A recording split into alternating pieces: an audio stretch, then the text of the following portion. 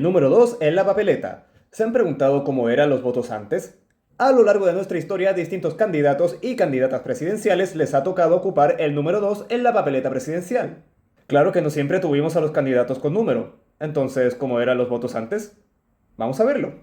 1952, la última elección presidencial con ese sistema. Lo que tenemos aquí es una de las mayores reliquias de mi colección. Un voto por Carlos Ibáñez del Campo. Tal y como podemos ver aquí, en este voto solo sale un nombre, el de Ibáñez.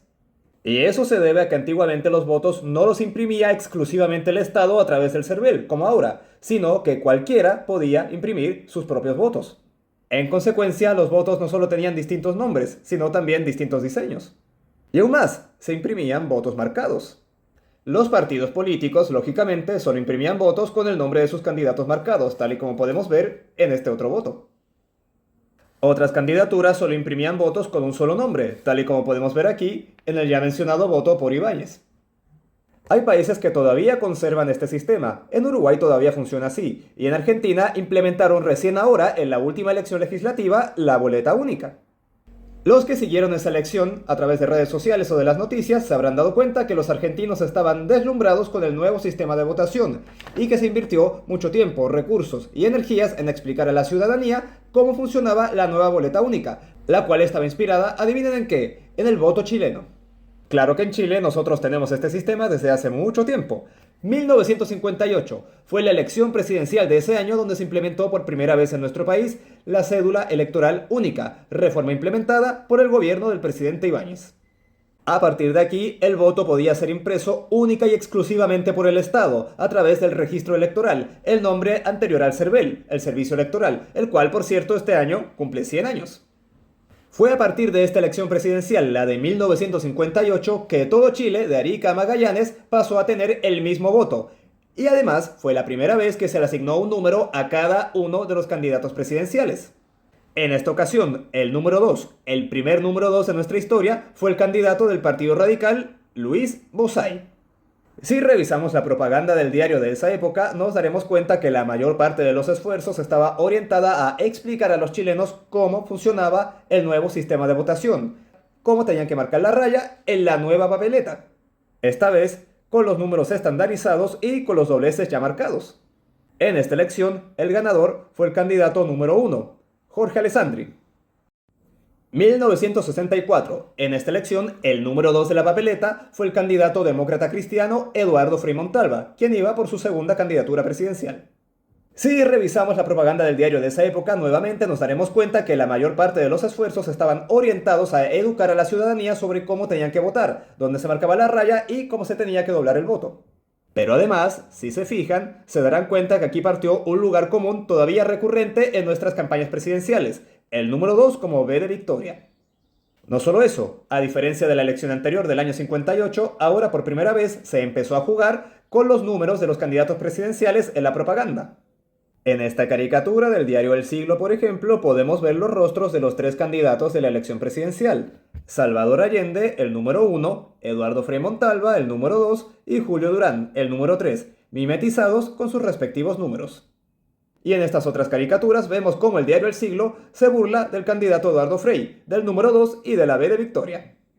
En esta ocasión existía mucha confianza dentro de la izquierda de que ahora Salvador Allende sí que sí tenía que ganar. Digo, iba por su tercera candidatura presidencial y más encima era el número 1. Digo, si la tercera no es la vencida, el que sea el número 1 ayuda bastante. Si en la elección anterior el ganador de esa ocasión fue justamente el número 1 de la papeleta, Jorge Alessandri.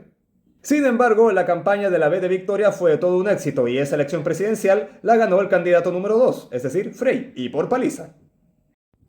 1970. En esta elección presidencial, el número 2 le correspondió al expresidente Jorge Alessandri, independiente de derecha. A diferencia de Frei, no he podido encontrar fotos de Alessandri haciendo el gesto del número 2 con los dedos. Lo que sí he encontrado son muchísimas fotos de sus adherentes y de su propaganda con la representación del número 2. Hay que ponernos en el contexto. Son los años 60, es la década de los hippies. Si este símbolo no significa B de Victoria, significa paz y amor. O sea, era un símbolo bastante transversal. 1989, la primera elección presidencial en 19 años y la primera en la cual el registro electoral hacía su debut con su nuevo nombre, Servicio Electoral, CERVEL. En esta ocasión, los candidatos presidenciales fueron tres. El número 1, Hernán Vigi, el número 2, Francisco Javier Errázuriz y el número 3, Patricio Elwin. Aquí tenemos otras dos reliquias de mi colección. El número 2 de Francisco Javier Errázuriz, Fra Fra. Menos bla bla, vota por Fra Fra. Su campaña justamente aprovechó muchísimo el número 2. Tal y como podemos ver en estas distintas imágenes de la prensa de la época, en la cual se ve al candidato Francisco Fra Fra Errázuriz haciendo el símbolo o gesto del número 2 con los dedos. ¿V de victoria o amor y paz? Usted decide. Lo concreto es que no le sirvió de mucho, ya que Fra Fra Errázuriz quedó tercero en esas elecciones presidenciales, en la cual se impuso el demócrata cristiano Patricio Elwin, el número 3. Nos vamos a dar el salto a las elecciones del año 2005 y del 2009. En el primer caso, el número 2 fue, por primera vez en la historia, una mujer, Michelle Bachelet. Y en el siguiente caso, 2009, el número 2 de la papeleta le correspondió a Marco Enrique Sominami en su primera elección presidencial. Tal y como todos deben recordar, en el primer caso, 2005, salió electa Bachelet. Esa fue la segunda vez que el número 2 de la papeleta resultó electo presidente de la República. Primero había sido Frei Montalva y después Bachelet I. Ese año, 2005, fue la última vez que el número 2 de la papeleta fue electo presidente de la República. Hasta ahora. Nos vamos a dar otro salto a las elecciones del año 2021, cuando el número 2 de la papeleta fue, en esta ocasión, el candidato José Antonio Kast, del ultraderechista Partido Republicano. Kast fue otro candidato que le sacó provecho al número 2. Ustedes recordarán su jingle original de campaña, el cual decía en su coro, vota 2, vota Kast. Súper práctico, ya que del número 2 pasaba a ser la letra K. José Antonio Kast. Vota 2, vota Kast, vota 2, vota Kast. José Antonio Kast. Los atrevidos. Hoy, en las elecciones presidenciales del año 2025, Kast, quien va por su tercera candidatura presidencial, en esta ocasión le tocó el número 5, por lo cual debió cambiar el coro de su jingle de campaña. Esta vez es sin comunismo. Y ya que llegamos hasta las elecciones del presente, año 2025, no podemos dejar de mencionar al actual número 2 de la papeleta presidencial. En esta oportunidad, el número 2 le tocó a la candidata del oficialismo, a la militante del Partido Comunista, Janet Jara. Las ironías de la historia. Si 4 años atrás el número 2 le tocó a un candidato de extrema derecha, en esta oportunidad la número 2 es una candidata de centro izquierda. O sea, los que se quedaron pegados con el jingle original de Kast deben estar muy confundidos. Cosas del azar es una de las muchas anécdotas que nos deja el sorteo de números realizado por el CERVEL. Y ya que estamos hablando del tema, no puedo terminar sin desearle un muy feliz cumpleaños al CERVEL. Disculpen que me ponga chauvinista, pero tengo que aprovechar este espacio para felicitar a los funcionarios del servicio electoral.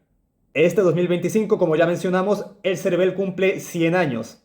Es gracias a esta institución, fundada por el presidente Arturo Alessandri Palma y perfeccionada por el presidente Carlos Ibáñez del Campo, que nuestro sistema electoral es uno de los mejores, quizá el mejor, de América. A lo largo de 100 años, el servicio electoral, antes registro electoral, ha sido el encargado de organizar las distintas elecciones. Nunca hemos tenido un solo caso de fraude, salvo en el plebiscito de 1980, pero eso es otra historia.